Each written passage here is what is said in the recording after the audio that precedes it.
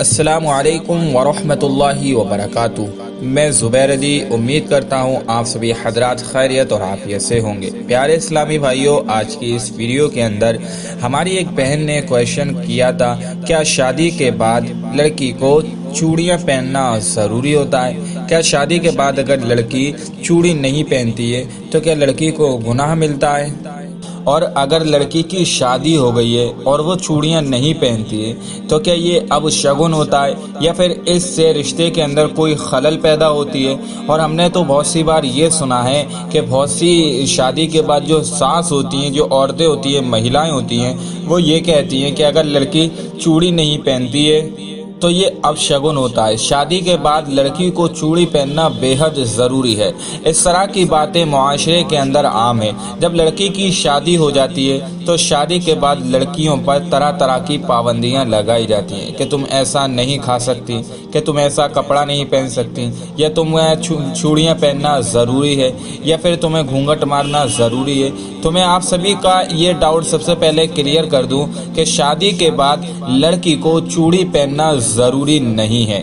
کہ اگر پوچھا جائے کہ اسلام کے اندر اس چیز کی کیا حقیقت ہے تو آپ سمجھ لیجئے کہ اسلام کے اندر اس طرح کی کوئی بھی بات نہیں ہے کہ شادی کے بعد لڑکی کو چوڑی پہننا ضروری ہے، بلکہ یہ تو شنگار کے اندر آتا ہے، زیب و زینت کے اندر آتا ہے کہ لڑکی اپنے شوہر کو خوش کرنے کے لیے شوہر کے سامنے جو زیب و زینت کر کے آتی ہے یا پھر شنگار کر کے آتی ہے، اس کے اندر یہ ہے کہ اگر لڑکی شوہر کے لیے زیب و زینت نہیں کرتی ہے، شنگار نہیں کرتی ہے تو وہ لڑکی صحیح نہیں ہے۔ یعنی کہ جو لڑکیوں کا یہ شکایت رہتی ہے کہ ان کے شوہر ان سے پیار نہیں کرتے ہیں، اگر لڑکی زیب و زینت نہیں کر کے آئے گی تو شوہر کہاں سے پیار کرے گا؟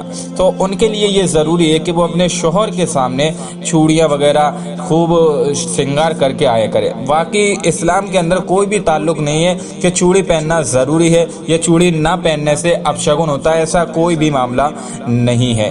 یا پھر بہت سی عورتیں یہ کہتی ہیں چوڑی نہ پہننے کی وجہ سے رشتوں میں خلل پیدا ہوتی ہے۔ اس طرح کا کوئی بھی مسئلہ نہیں ہے، آپ اچھی طرح سے سمجھ لیجئے۔